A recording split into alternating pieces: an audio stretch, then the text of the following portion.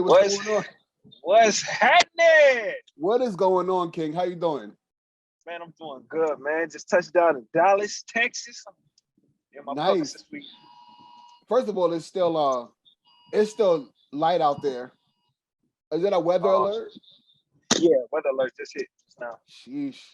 Can't go down there and just have a good time. You got to go down there with a weather alert. Hey man, I like the heat though. That's the cold part. I don't mind the heat, man. Where I grew up, we used to have heat waves and all that stuff.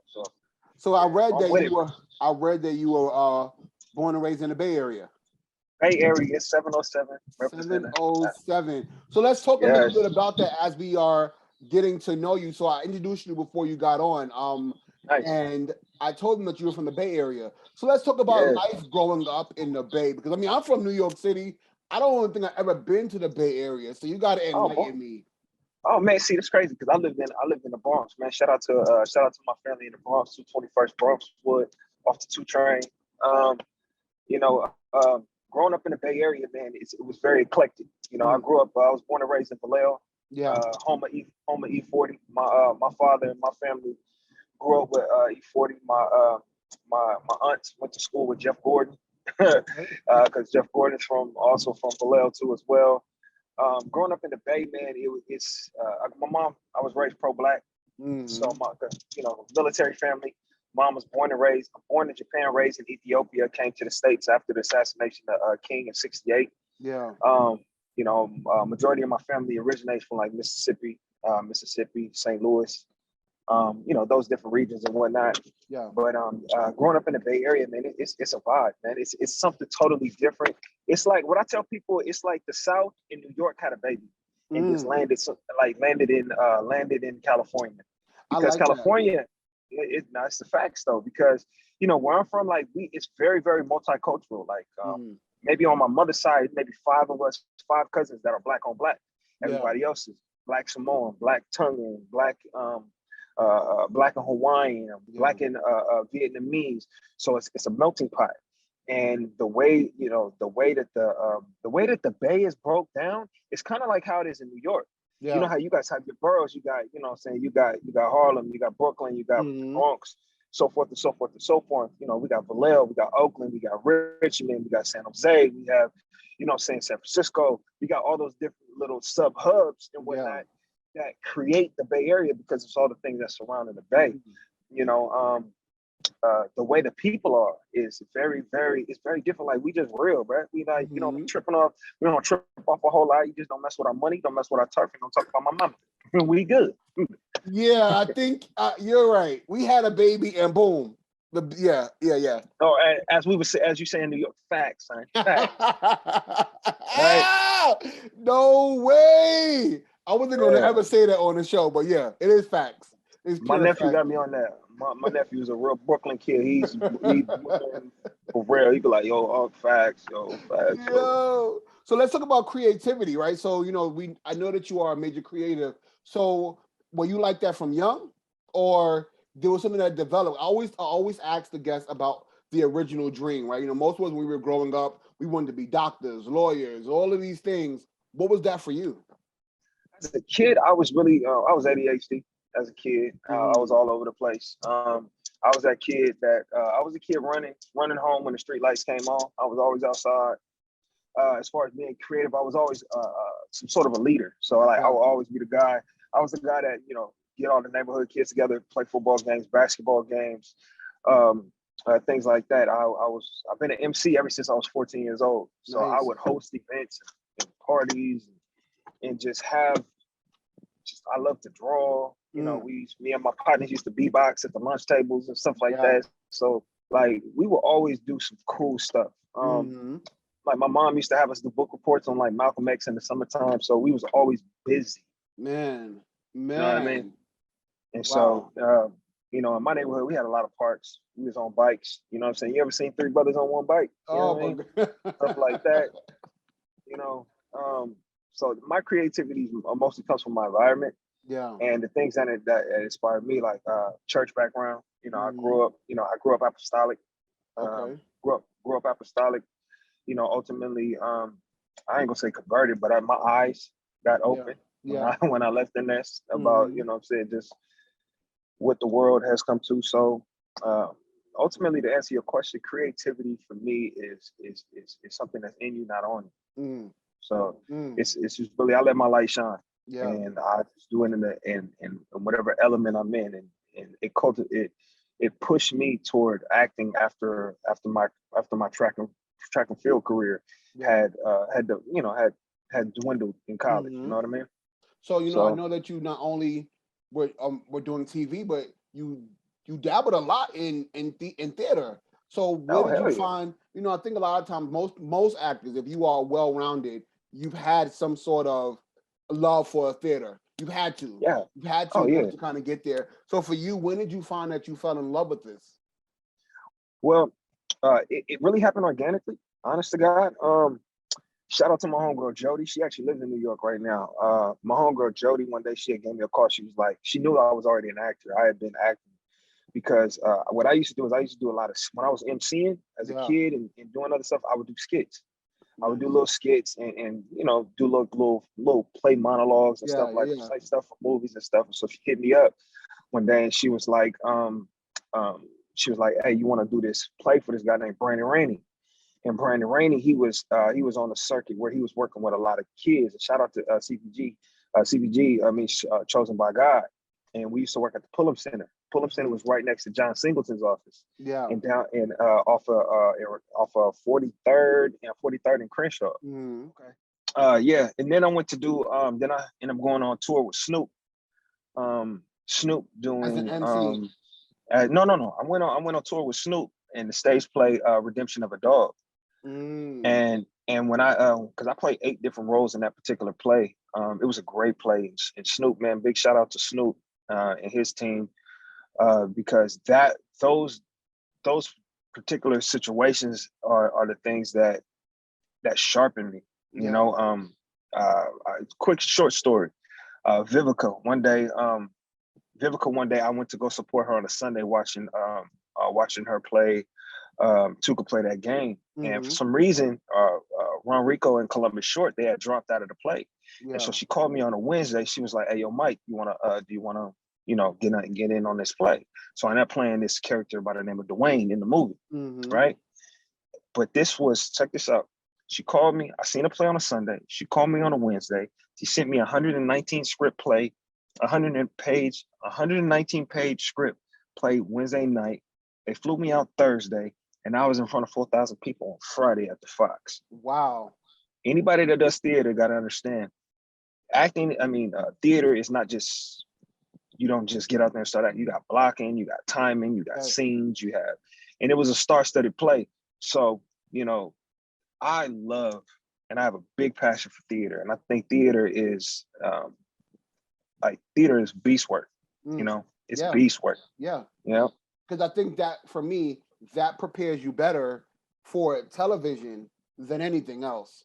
You know what I mean? Like I feel like there is no with television. You make a mistake, you can cut, edit a scene, but if you mess up on stage, you mess up that's on it for you. stage. That's it. Yeah, You know what I mean? there's nothing worse than that pause, and you could hear 4,000 people. You could hear popcorn dropping, purses jingling, phones Mhm. chiming, folks breathing. Yep. So you might have a heckler be like, "Did you forget your line?" Right. Yep.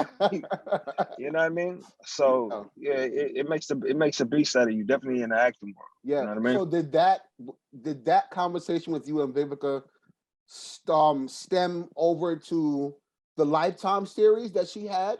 For those Mm-mm. of you who don't know, he was in Black Magic. That Vivica produced on Lifetime. So how did that kind of correlate? Well, well, I'll tell you this. Coming up in the streets of LA, you know, as you know, the acting world does not consist in money. You know what I'm Hmm. saying? It's Yeah. very, I've been in this game for 16 years. My first thing that I started doing was commercials. I started off as commercial stuntman. Mm. A lot of people don't know that. I was doing track and field stunts and whatnot. So I tell you that to say this. I was a Mel Exotic entertainer. I was a Mel Exotic entertainer where what I did is I combined Mel Exotic entertainment and theater together. So that's what made me unique Mm. in the Mel Exotic. I had a clean show, and the guys that taught me Mel Exotic, I was actually doing that stage play with Brandon Rainey, and I met my boy Leo. My boy Leo, when I moved back from New York, we were shooting a show called Black Boots, and I'm gonna be honest with you, I was homeless. I was actually sleeping in a rental car. I was sleeping in a rental car, and I reached out to my boy. I was like, "Hey, bro." One day he had came to rehearsal, and he had pulled out all this money out of his pocket. I'll never forget it. He put out him and my boy John put out all this money. And when I was moving back from New York, I just bluntly asked him. I was like, "Hey, bro, what do y'all do?" Right. He was like, "We said we do male exotic dance." I said, "What the hell is that?" Mm. He was like, "We put together theatrical performances for the ladies." Right. I said, "What?" I said, "Some stripper shit." He was like, "First off, watch your mouth." Mm-hmm. And second, he was like, and secondly, nah, we like legit put on shows for ladies, introduction, body conclusion for shows, saying so forth and so forth and so forth. So I was already a male exotic entertainer for years before the producers of Vivica's Black Magic had even reached out to me. Wow. Before y'all had even seen the show, we had Mm-hmm. been putting on a show at the Savoy in Inglewood for like a year. Wow. And then from there, because we was putting together the process to be ready for the show. So we shot the pilot, but I was already a popular exotic dancer in Los Angeles and abroad, really around the world, because I actually traveled. I traveled a lot. So I was already popping in that community and acting and doing commercials, Metro PCS, Nike, Wells Fargo. I mean, it's all on the resume. Yeah. But doing all of that stuff. And then that's where I met Viv. I met Viv, doing that. And she and I, we built a great relationship. It's just as far as her being my mentor, her being like my godmother. Man, I was just with Viv last night, and shout out to her on her new show, Keeping Up with the Joneses. Yeah. So she invited me out there to the premiere for that. So once that happened, and the show built, because we did amazing stuff for Lifetime doing Vivica's Black Magic. And after that, pretty much happened, we went on tours, and it just got sort of somewhat dwindled. We had a shady executive producer on the project that kind of like just destroyed the whole push. They had some bootleg ass show out there in Vegas that did not incorporate any of the original cast, and it was just some real fugazi stuff. Yeah. But Viv, I, and some of the other guys that I worked with, we kept a great relationship and a great rapport. And she had enough faith in me to call me for that particular role, and then from there, our relationship was built organically. So first of all, I gotta thank you, because some people, when I have these conversations, I gotta pull teeth, right, to get to some real truth to certain things. And I love that you weren't afraid to share that you were homeless. Like, you were sleeping in the car. And I think a lot of time when people think success, especially nowadays, right, the younger generation, it's overnight, right? You go viral, and then tomorrow you're in LA and you're doing these things. But I feel like people get lost in understanding that these things happen.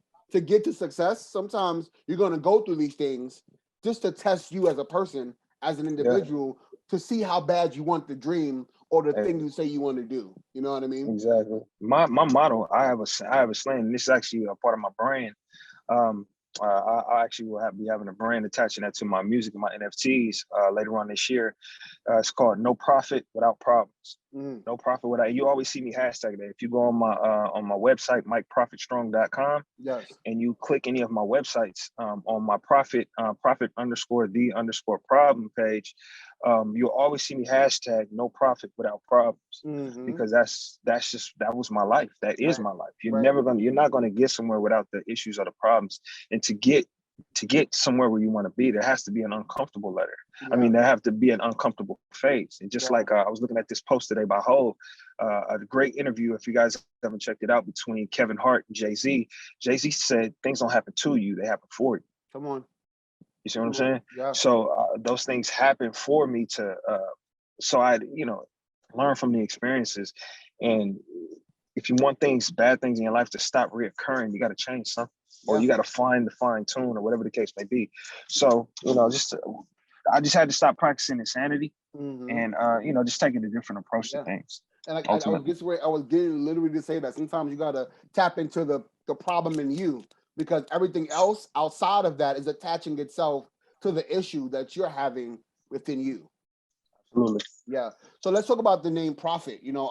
Profit. I love, first of all, I love it. I always love when people have like these tag names. So for you, Yeah. how did that name come about? Well, how profit came about, that same experience where when Leo introduced me to Mel Exotic, man, he introduced me to I danced for the first time at this spot off of Crenshaw and Florence. And for anybody that's watching, it's like Crenshaw and Florence is the equivalent of like growing up around Marcy Projects or something like that. It's the hood. It's the 6-0 hood. Yeah. You know what I'm saying?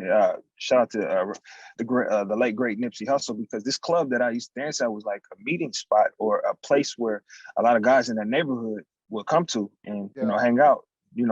At Mr. Bell's spot. It was a strip club.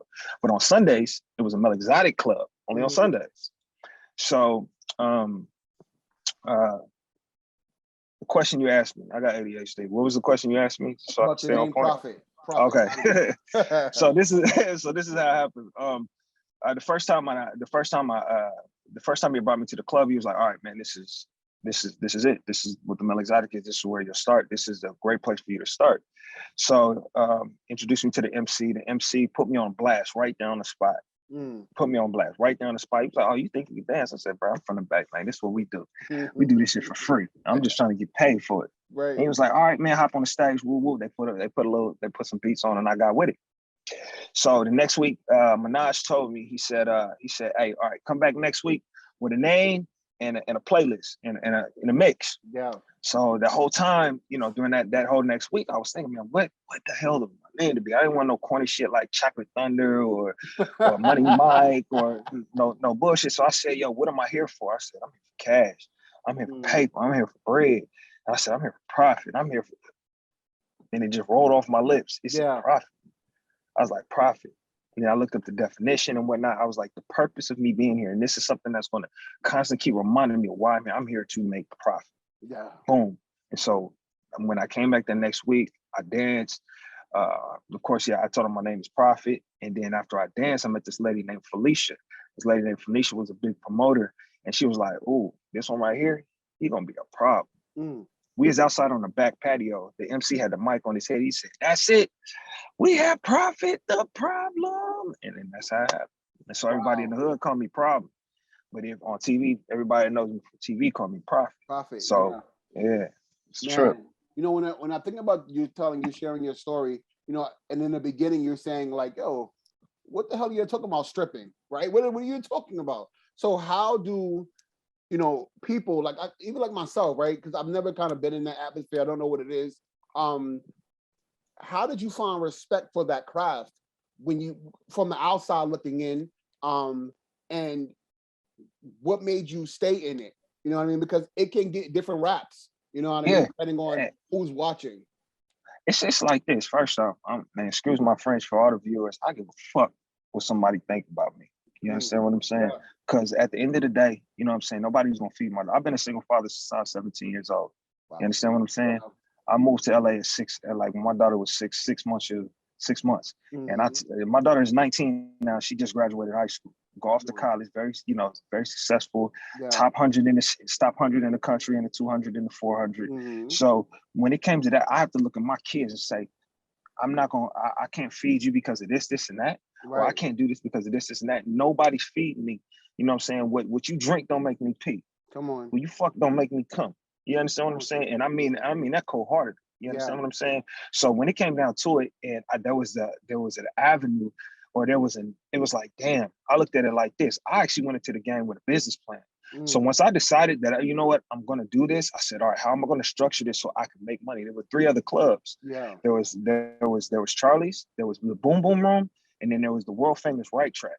Now all these clubs was in the hood. And so when it came down to it, and what I noticed is like, yo, these are all like family. These are you see the same people every week. You see like this, you can't knock something until you try or you get in that atmosphere. You could judge all day from the outside, but until you in the game, see, when people in the NFL, they don't worry about the people in the stands. They worry about they in the game. Yeah. So for these people not out here strip, man, I don't give a fuck what you saying. First off, I'm a type of dude. Yeah, I ain't him. Right? Don't. And a lot of my guys around me, You know what I'm saying? Whatever people may think, or whatever the case may be, a lot of these guys, these were good guys. You know what I'm saying? These were good guys that wanted to support their family, and they were damn great entertainers. Right. Like you would be surprised. I'm talking about these guys weren't just dancers. They were dancers. They've had some type of accolades in dancing, DJing, MCing. They had plenty other talents and stuff like that. And it would throw you off. And some of these guys own businesses. They own this, and this was feeding. Yeah. This was feeding. Some of these guys were ex-cons, couldn't get jobs. Some of these guys was thugs on the block. These are cats that you wouldn't want to walk down a dark alley in Compton at night, you know what I'm saying, 5 years prior to them dancing. You know what I'm saying? So these were guys that changed their life around, and these are guys that found something, and they was willing to share the game with me. We had great people. Shout out to shout out to my boy Minaj, was a great artist. You know, shout out to Mr. Bill, great businessman. He was really big in the boxing back in the 70s and 80s. You know what I'm saying? He learned game from people like him. Shout out to Mr. Bobby, OG Bobby at the Right Track, had the longest Mel Exotic running club for like 50 something years up until a couple of years back. We had something in the hood called 100 Days, 100 Nights, and the streets went crazy. Yeah. You know what I'm saying? Shout out to Lynette Baker. You know, I'm gonna just tell it. You know what I'm saying? Miss Lynette Baker is the game's mom. She was a real big queen pin in the game. So when you think of all the Queen's men, I know the real matter. Right. I know the real matter. You know what I'm saying? People that emulate her style. And she saved a lot of lives with bringing in ex-cons to have a safe place, safe environment for them to make legit money. Yeah. You get what I'm saying? So I tell people, my message to the people is this, you know what I'm saying? Mel Exotic ain't for everybody. There's a difference between a stripper and Mel Exotic, but Mel Exotic is really thought out. We think about the performances, the outfits, it's a culture. So the same input that I gave into that I gave as a producer to all the Queen's men is the same thing that we implement in real life, and that we, implemented in real life during the Mel Exotic. We really wanted to give the women the best entertainment that they could get when they came to see our shows. And it's an art. Okay. It's an art. It's a level of creativity. And absolutely, like the guy was saying too, even when you first found about this, it's to be respected. Nobody asked you to understand it. It's to be respected because, like you said, what you do, people may not like it either, but it's whatever's paying you and keeping you fed and your family fed and helping generations to be able to be successful. It is what it is. You know what I mean? So let's talk about All the Queen's Men, which is a really, first of all, when I first started watching this, I was like, wow, y'all don't pull no punches. It is what it is. Straight shooting. For you, starting, your career in in theater and then acting on TV and now going into co-producing. Let's talk about the ideas behind this and what made you want to put this whole thing together, because it is fire. It is really fire, I got to tell you. Well, I'll give you the backstory, and I'll give you the short version too, man. Shout out to Christian Keys, that was all based off of a book that he wrote back in the day called Ladies Night. He wrote this book about 11 years ago. So from that book cultivated the, he was shopping around scripts to Mr. Perry and whatnot, and Mr. Perry and the team, Miss Michelle Sneed, had, gravitated toward that particular foundation of that. So the foundation started from Christian Keys, okay? Where I came in, they called me, I was referred by a gentleman by the name of Tony Agu, and which led me to a lady by the name of Miss Elon Johnson. And they wanted, I came on as consultant producer. Okay. So what my job was to make sure that the continuity for the show was on point. Yeah. So for example, when they first came to me, we read all the scripts and they were off. This wasn't I was like, look, if I'm going to be a part of this, I would like to, really give you guys the real about what Mel Exotic is, and don't make another mockery, because I've been a part of the Chocolate Cities and Chocolate City. I was actually an actor in Chocolate City 2. I was a production assistant on Chocolate City 1, and it was a mockery of Mel Exotic. And it was terrible. I'm just gonna be all the way quite honest with you. I hold no punches, as you can see. And when we did Vivica's Black Magic, that was more like us aiming to do something Vegas-ish style. But we still had our twist to it. You know what I'm saying? We had our Mel Exotic twist. Now, when All the Queen's Men came on, I started reading the scripts, noticed things were off, so I introduced them to our stylist. Her name is Miss Shantae. Shout out to Shantae. She's the reason for all them fly-ass outfits that you see in All the Queen's Men. Right. Then I put together a 10-point presentation for to the production team of like what stages look like, the relationship between the DJ, the MC, and the dancer. You know, how many, I gave 63 different types of women. Yeah. I gave 28 different types of male exotic entertainer that you come encounter with. And then from there, reading the scripts and whatnot, they wanted to go with actors. I said, you go with actors, you're gonna lose it. You're gonna lose. You're gonna lose this a potential cult-like following that you can have. Right. So that's when I reached out to I reached out to some real male exotic entertainers that I felt had what it took. Like shout out to like Fatal.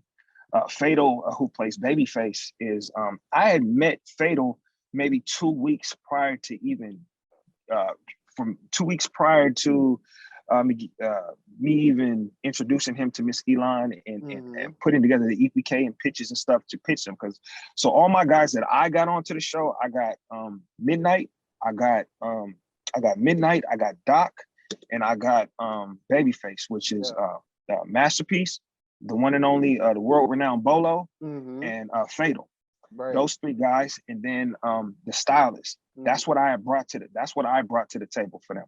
These guys are real male exotic. You understand what I'm saying? Right. They come from the trenches. Bolo especially. Bolo is actually one of the most sought out after male exotic entertainers in the world. Wow. Like hands down. If you know male exotic, you know who Bolo is. You know, Masterpiece he was a person that I came up in the circuit with. You know, we toured Bermuda, Jamaica. We was at a part of a dance group together. He was a big guy. He was a professional bodybuilder that I didn't know anybody in the world that could move like that. Right. Come to find out that he, you know, had a little bit of acting chops. So I put together EPK and I pitched him. Fatal, same thing. And then what I did is I helped give them direction and suggestions for where they should place these particular characters. Because if it wasn't for like the insight that I had, Babyface would have been Doc. Bolo would have played Babyface. And like I said, like Babyface doesn't fit that style if you really know who Bolo is. Right. Bolo is like really a king of male exotic, for example. And respectfully, just based on show quality of entertainment and so forth and so forth. And so me giving that particular insight, they were actually able to come in and they hired John Silver. John Silver, amazing choreographer out of St. Louis. He's a St. Louis brother. And they just put the sauce on it. We put the sauce on it. And, you know, that was for season 1. And I like to be very clear with people. I am the consultant producer for season 1. Let's see what happens with season 2. Yeah, I have zero to do with season 2. So where it goes from there. Hey. But do you think that you allowed yourself to, because you trusted your gifts and the room that you made for other people, do you feel that it is now opened up an opportunity for people to truly respect what this is, right? It is not just men dancing and throwing themselves around, but it's an art, it's a craft. Yeah, but it's still, you got to understand, All the Queen's Men is still just, it's another story. As far as the world still hasn't necessarily seen what male exotic really is. You know what I'm saying? I have a documentary that shines a little bit of light into, and right now we're going on a film festival route. Yeah. So we're actually going to be displaying this later on this year. So just stay tuned in with me on my website and everything on the developments of this particular male exotic documentary. But some people can now officially put some respect on what male exotic is, because stripper and male exotic get like they blur the lines, and it's night and day. It's night and day. You know what I mean? It's you can't call an Instagram model a Vogue model. You get what I'm saying? You get what I mean? It's not the same thing, man. Yeah. And so people are gravitating to it, but those of us that really know, because it's like an underground society. It's like back in the 30s and the 20s, back when we had speakeasies. Yes. You know what I'm saying? It's like that type of thing as far as male exotic goes. So people are getting just a little glimpse of it. Now it created a trend. Now you're going to see like how many Law and Orders do we have? How many police shows do we have? How many hospital shows do we have? Now you're going to see, you're going to start seeing probably more exotic shows. Like shout out to P Valley. P Valley is holding it down for that particular, you know, genre for female exotic entertainment, because they like as far as like in the inside of the club, I remember the first season, I felt like, man, I was throwing dollars in my living room, bro. Right? You get what I'm saying? Because it had that vibe and you get that excitement, man. Yeah. So, yeah, man, it's going to open a lot of different doors, man. And I really hope that I could be the person that people come to for that consultant producer vibe, because I'm only going to give you my all, and I'm only going to give you the real. Yeah. And that's exactly what that's what I did with that production team. Well, what I love, what I seem to love about you is that you are never afraid to dive into different avenues, right? You're going to dive in hell or high water. You're going to dive in this thing, stand on what you believe in, and give it 110%. So, you know, going from theater to acting in television and being a part of a series to being a consultant producer, what avenues do you want to kind of conquer and take on next? Music. I've been like, I come from a musical family. Like my family is Confunction from back in the 80s. I know you guys may remember the group Confunction. Yeah. My sister, she's a big time drummer in the Bay Area. Shout out to my sister Danielle. My dad, he was a singer. Before my father got incarcerated, he was he was really into the music life. Like I told you, my uncles, they play saxophone. So I grew up around instruments. I grew up around drums, self-taught piano players, organ players, and stuff on my father's side of the family. And so music gives me goosebumps. And when I was doing All the Queen's Men, and we was talking about music placements, I was looking at the budgets, I was looking at the numbers, I was getting a better idea of, how, you don't have to necessarily be a platinum selling artist to be in the business of music. But I come to find out I'm really, really good at this. And I'm not just saying it just because it's me. Right. I really make some good stuff. So that's why I've been really taking my time and getting it, putting my packages and my EPKs and my everything together correctly, so I can introduce the world to my music and get it placed and get it this and really tell my true story. Yeah. And just give my testimonies of just exploiting this thing called life. I feel like I've lived so many different lives, as a single father, as somebody that's really been out there in the streets, as somebody that has moved away from the nest at a young age. Somebody, I'm a survivor of of a lot of bull. You know what I mean? Father, I grew up a bastard. My father was locked up for 26 years. I mean, my dad's 2011. You know what I mean? So, and we have an amazing relationship. Right. You know what I'm saying? So there's a lot of hope in me, and there's a lot of will in me. And I bang to the beat of my own drum. So, And one thing, I think that most people don't do, which I love that you're doing, is you're telling your own stories.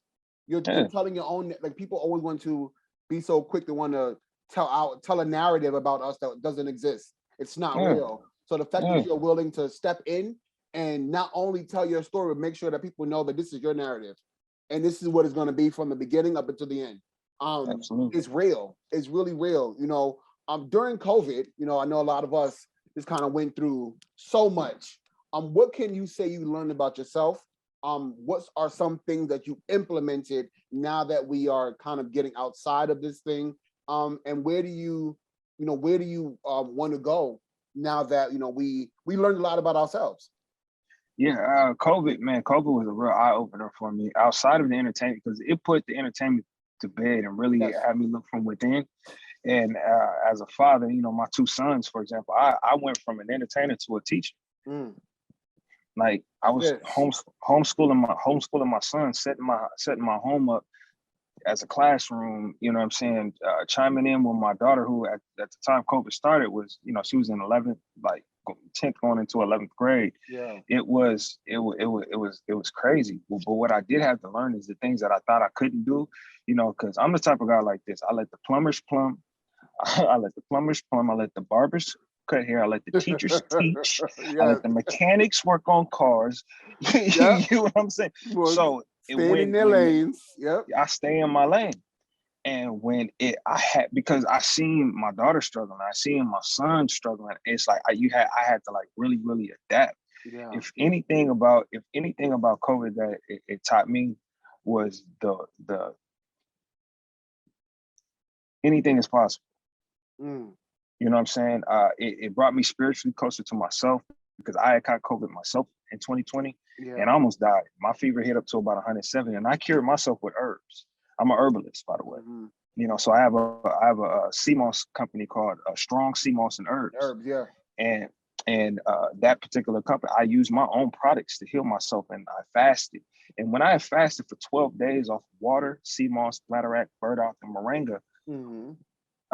when I fasted, it was an enlightenment for me that it was a spiritual enlightenment thing, and then it was also a confidence booster in which the limitations that society puts on us was overcame. Yeah. You know what I'm saying? Now, what did happen afterwards, it kind of put everybody into a headspin of dependency on the government. So I started to identify on how the government plays its tricks. Yeah. You know what I'm saying? Plays its tricks to create a dependency. But also I see how you've seen so many Black businesses flourishing. Yeah. You've seen people coming together in so many different ways. So from that, in the entertainment, to answer that about in regards to entertainment, if you really want this, you're gonna go get it. Come on. Because we started filming All the Queen's Men during COVID. I mean, now we didn't like after COVID, like December of 2020 is when we started filming. Mm-hmm. During that, from March till then, we worked via computer, we worked via Zoom, I was reading scripts, sending back notes, creating ideas about like Club Eden. Like I remember I created the whole the shirt that you'll see it in the show where it says "I've been eating." Mm-hmm. It's a little sauce for the ladies, you know what I'm saying? For the clubs, for the merchandise and stuff, like it really made me tap into, you know what I'm saying, the scene of it all, because you couldn't be there, so you had to close your eyes and literally meditate and imagine what it would look like. Yeah. So yeah, that's what I can say. That's what I can say about COVID. You know, and that's big. You know, like even in the midst of those challenges, trying to find your niche, right? Learning so much about yourself, knowing what you are and aren't willing to give up on, right? Yeah. Number one, being yourself. 2, being your family. 3, being your gifts, right? And if anything, I know for myself, it enhanced all of those things because I knew that someone else needed to know that it's going to be okay on the other end of this thing. You know what I mean? Talking a little bit about your brand, you know, you were saying that you're an herbalist. How long were you doing that? And did you feel that thing heightened for you after COVID or during COVID? Or was that something you were already on board with prior to? I've been doing that before COVID. I've been doing sea moss and creating my blends for my sea moss, bladderwrack, and burdock, like prior to that. So I've been doing that like 2017, 18, like around like 18, 2018. Yeah, I started doing like herbs, but the cool part about it is it was something that I was already doing anyways. I didn't even know it as a child.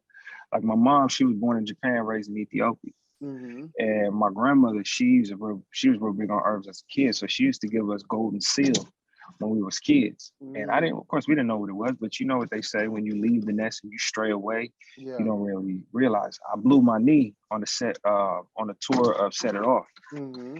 And when I blew my knee, I was looking for a natural way to come back. Yeah. And I met this guy in St. Louis named Willie Lynch. He was a comedian, and he gave me the blend of sea moss, bladderwrack, and burdock. And when I took it the next day, I started feeling. I know it's crazy, Willie Lynch, right? Yeah. Right. Yeah.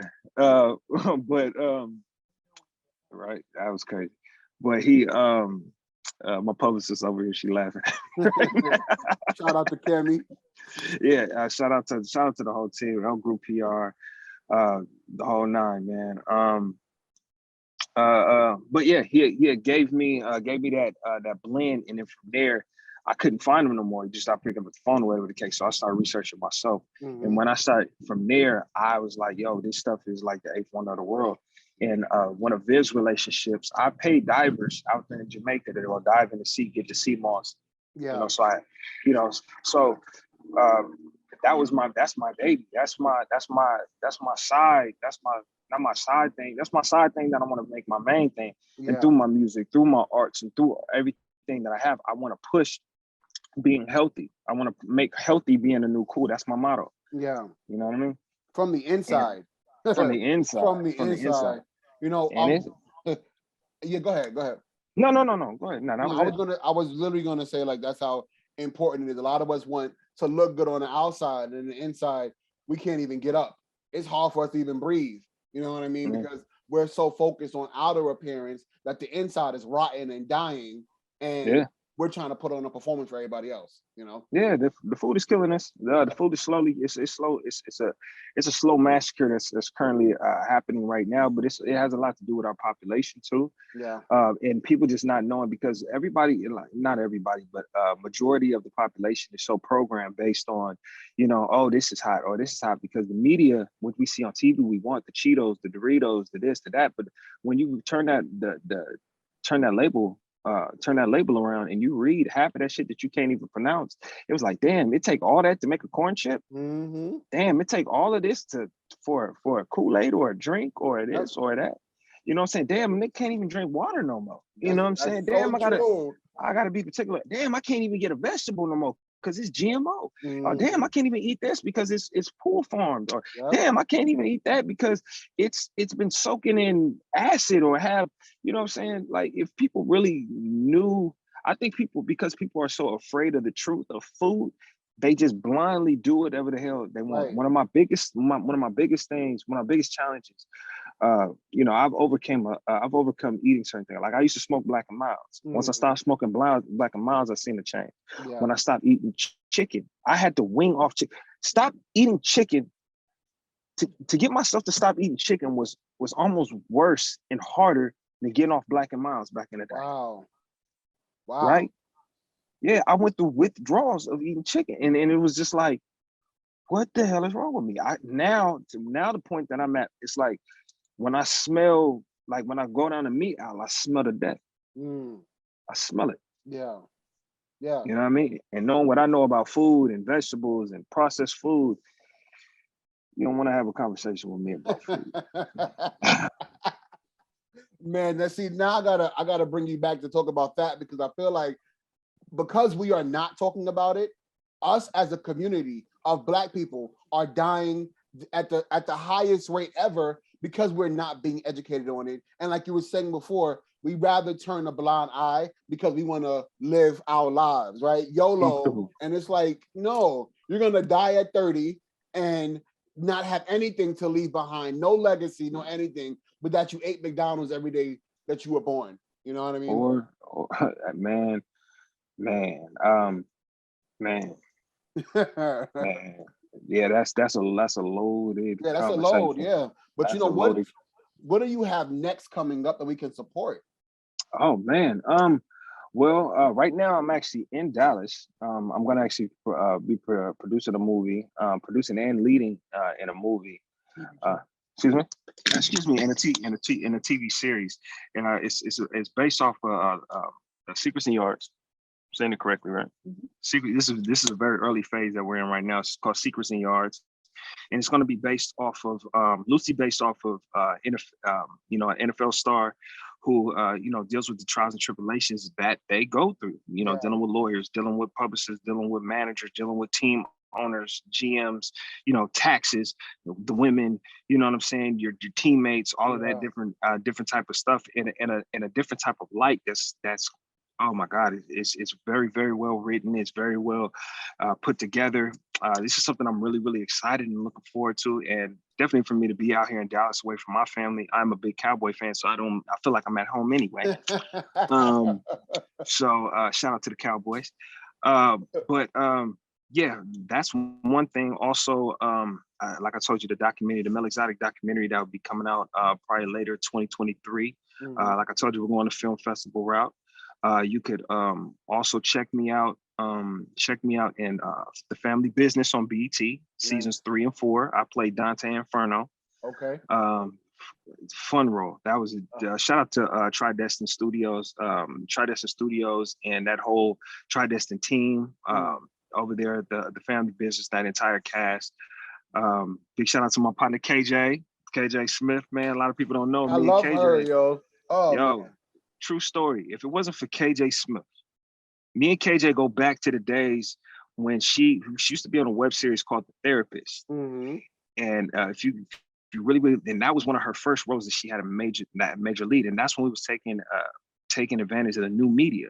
Yeah. So from there, she introduced me to my son's godfather, which is my best friend to this day, Mr. Gino Brooks, who was also a writer and director of the new show Bounce. On Bounce called The Johnson.